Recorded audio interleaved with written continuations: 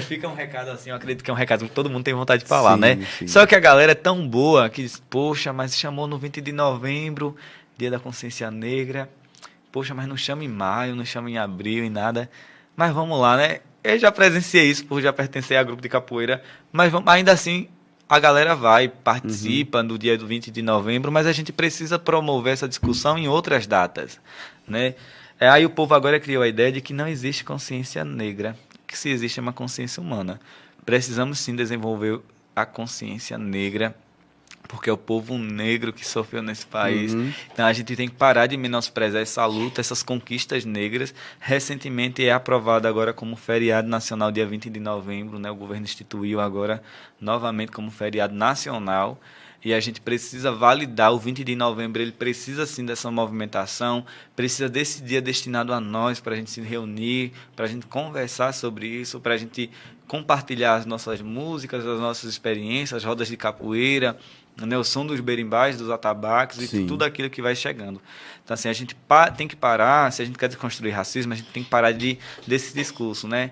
Do vitimismo. Fulano disse que sofreu racismo, é vitimismo. Você está no lugar dele? Tá entendendo? Se coloque no lugar dele. Será que é vitimismo mesmo? Eu gosto de falar assim sempre com o pessoal, isso eu falo muito com a galera que eu converso sobre isso. Vamos andar por Euclides da Cunha. Quantas pessoas negras, né, você vê no comércio? Pessoas que se identificam mesmo como negro, que são pertencentes. Quantas? Poucas. Né? Aí nós vamos entrar também nos órgãos públicos. Quantos? Pouquíssimo. Talvez quase nem tem, né? Não é uma questão assim, tá vendo que é histórico, que é estrutural, que não ocorre do nada, né? Agora a gente tem a política da inserção das vagas destinadas, né, à população negra, às comunidades quilombolas, às pessoas com deficiência também. E aí a gente começa, e isso é preciso validar, né? A gente começa a pensar, olha, isso é importante, vamos começar a validar isso. Né? Então, assim, aí tem uma galera que é contra cotas, né? Dizer, pô, pra que cotas? Você tá destinando determinada vaga pra galera.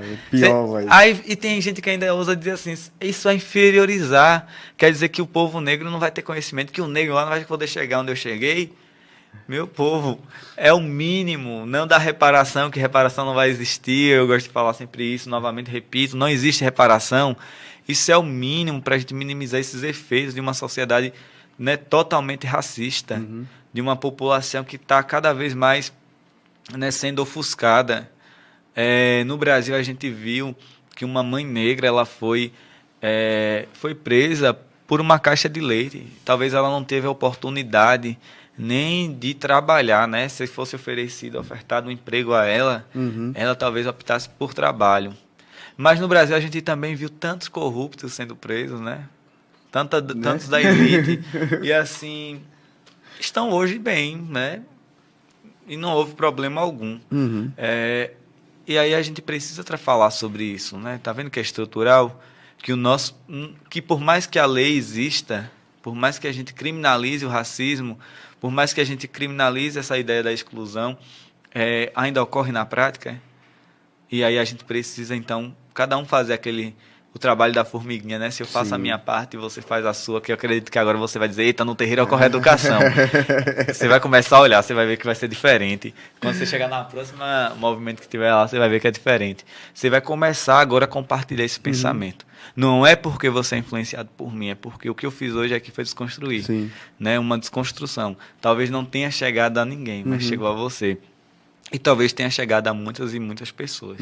Então é importante a gente falar disso também, falar sempre da política de cotas, como é importante uma pessoa negra no meio de uma turma, né, embranquecida, é importante falar sobre isso, porque geralmente quem é negro, lembra da ideia da periferia, das favelas e tal, essa galera ainda continua sendo ofuscada, então nos bairros mais pobres, nas comunidades mais pobres, a gente vai ver o trabalho braçal ainda é feito por uma pessoa negra, boa parte das vezes, né? A gente vai ver que, se a gente for olhar, a mulher negra ela sofre bem mais que uma mulher branca, porque a mulher branca ela consegue um emprego mais acessível, eu diria assim, e a mulher negra não. É preciso falar também sobre a ideia, né, do mercado de trabalho, como eu já falei para você, dessa questão da educação, mas também do acesso ao lazer. Geralmente a mulher branca ela consegue acessar mais lazer do que a mulher negra. A mulher negra geralmente ela mora mais distante do trabalho. Isso não sou eu que estou falando, se a gente for pesquisar a gente encontra. Ela mora numa zona que talvez é o lugar que é onde sofre a enchente, é o lugar onde as casas ficam ilhadas e tal. O acesso é mais difícil, já numa perspectiva de capital mesmo.